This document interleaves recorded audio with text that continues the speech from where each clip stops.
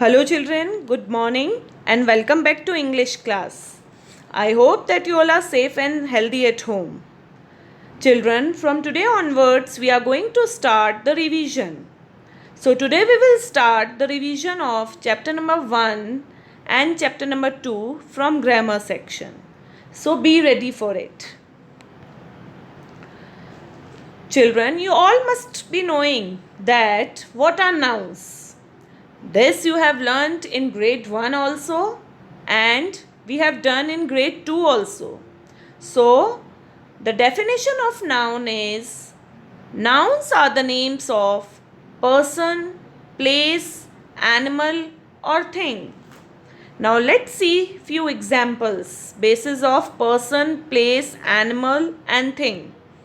Now the first one is nouns are names of person. Boy, girl, mom, dad, brother, sister, doctor, teacher, etc. Now the second one is place. Examples of places are park, garden, forest, school, etc. Now the next one is animal. The examples are it can be animals also and it can be birds also. So examples are horse, parrot, hen, dog, lion, tiger, etc. So here you can see horse, dog, lion, tiger, they are the animals, and parrot and hen, they are the birds. Now the last one is things. So examples are pencil, desk, ring, lunchbox, etc. So children, these all are also known as naming words. So nouns are also known as naming words. Understood? Now let's move towards chapter number 1. In chapter number 1, we have learned two types of nouns. Can you tell me what are these? Yes, the first one is the common nouns and the second one is proper noun. Now let's learn about these two types of noun in detail. Now first one is common nouns. Children, common nouns are also known as the general names. General names of person, place, animal and thing. Now let's see few examples. Now on the image you can see it is a picture of a it is a picture of a clown. So you can say he is a clown. Now here clown is a general name of the person. Now let's see the second example. On the image you can see it is a picture of a city. So you will say they live in city. Now here city is a general name for the place. Now children, which animal is this? Can you tell? Yes, this is a dog. Now here dog is a general name for the animal.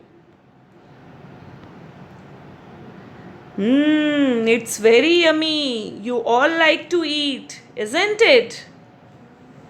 Yes. Can you tell me what is this? Yes, this is a cake. On your birthday, you all used to cut cake, isn't it? Even I used to cut. Now here children, cake is a general name for the thing. So I hope that you have understood the concept of common noun. Now, common nouns are not capitalized unless they begin a sentence or are part of a title. Now let's learn about the second type of noun, that is proper nouns. Proper nouns are also known as the special names. So, the definition of proper noun will be the special names that means the names of a particular person, place or animal are known as proper noun. Special names can be of people, places, pets, days, months, organization, etc. Now again on the image you can see the picture of a clown. Now children, read this sentence. John the clown entertains the people in the circus. Now children, here you can see the name of the clown is given. The name of the clown is John. So, John is a special name for the clown. And you can see John, the first letter of John, that means J is capital because it is a proper noun. John is a proper noun. So, you have learnt that proper noun always begins with capital letter. So, J will be capital. Now, let's see the second example. They live in Mumbai. Now, here you can see the name of the city is given. And the name of the city is Mumbai. So, here Mumbai is a special name for the city. So, Mumbai is a proper noun and M is capital because proper noun always begins with a capital letter. Now, let's see the third one. It is a picture of a dog. Now, read the sentence. The dog's name is Bruno. Now, the name of the dog is given here. That is Bruno. So, Bruno is a proper noun. And you can see Bruno B is capital because proper noun always begins with a capital letter. So, here Bruno is the special name for the dog. All proper noun begins with capital letters.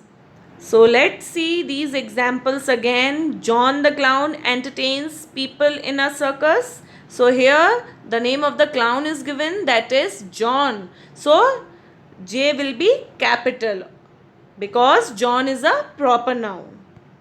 Now let's see the second example. They live in Mumbai. So Mumbai is the name of a particular city.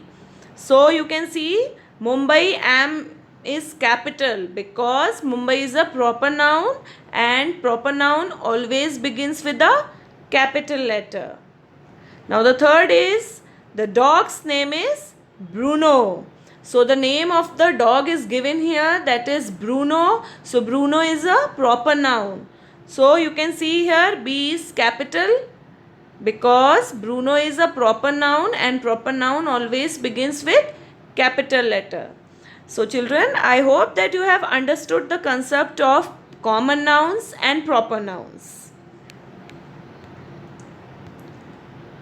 Now in the second chapter, we have learnt about countable nouns and uncountable nouns, isn't it? Now children, can you tell me what are countable nouns? Let me explain you. I know that you all must be knowing it, but then also I will explain you.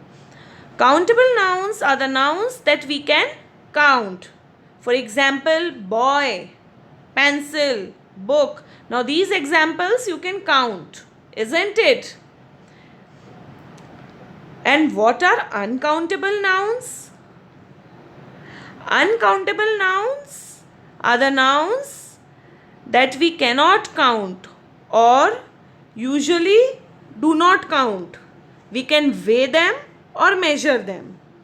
Understood? For example, rice, wheat, sugar, sand, milk, oil, ink, etc.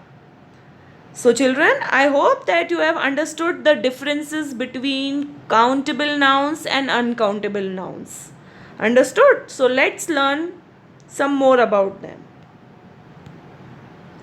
Now, which of these things you can count? Balls. Yes, we can count balls. See, 1, 2, 3. So there are 3 balls. So we can count them. So yes, we can count them. Now number of apples also we can count. 1, 2, 3, 4. There are 4 apples. So we can count them. So we have put here tick. Now water you can count? No, we cannot count. So we have to cross it. Rice also we cannot count. So we have to cross it. Now countable nouns are the nouns that we can count. They are countable nouns. For examples, you can see here chairs and house. So number of chairs you can count here 1, 2, 3. Now there are 3 chairs and 1 house. So these are countable nouns. Countable nouns could be a singular or plural. So here you can see the first example. There is chair, 1 chair, and there are 2 chairs, 1 apple, 2 apples, 1 egg, 3 eggs, 1 monkey, 2 monkeys, 1 house, 2 houses. So countable nouns could be singular also. Singular means 1 and plural means more than 1. So it can be a singular or plural. Understood, children? Now the next is uncountable nouns. Things that we cannot count are called uncountable noun. For example, water, milk, rice, oil, news, etc. So these are the types of nouns which we cannot count. Understood? We can weigh them or we can measure them. Now uncountable nouns has no plural form. We say a bottle of jam, 5 bottles of jam, some water, plenty of water, a pack of milk, 2 packs of milk, a sack of rice, 3 sacks of rice. So here you can see only singular form is coming, isn't it? So what we have learnt? We have learned that uncountable nouns has no plural form. Understood, children?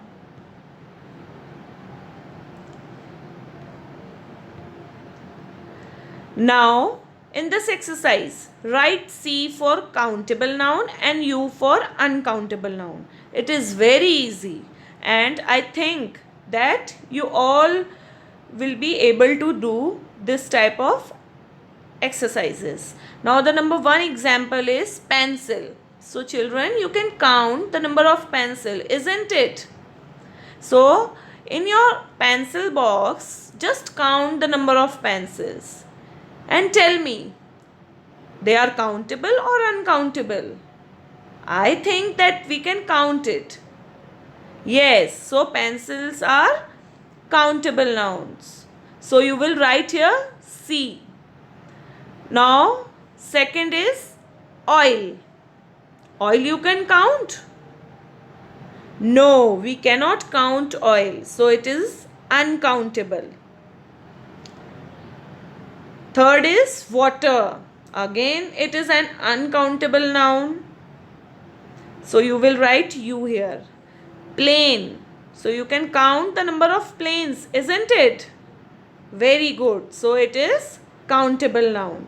So in the next image I have written pencil is countable noun, water is uncountable noun, oil is uncountable noun and plane is countable noun. So I hope that you have understood the difference between countable noun and uncountable noun. So children, I hope that you have understood both the chapters, that is chapter number 1, proper noun and common noun, and chapter number 2, countable noun and uncountable noun. Now, if you face any kind of difficulty in understanding any topic, you are feel free to call me or message me. Understood? So, your today's home assignment will be, I have uploaded one worksheet in document. So, you have to do that worksheet by yourself. And if you face any kind of difficulty in any of the question, you are feel free to contact me. Thank you and have a blessed day.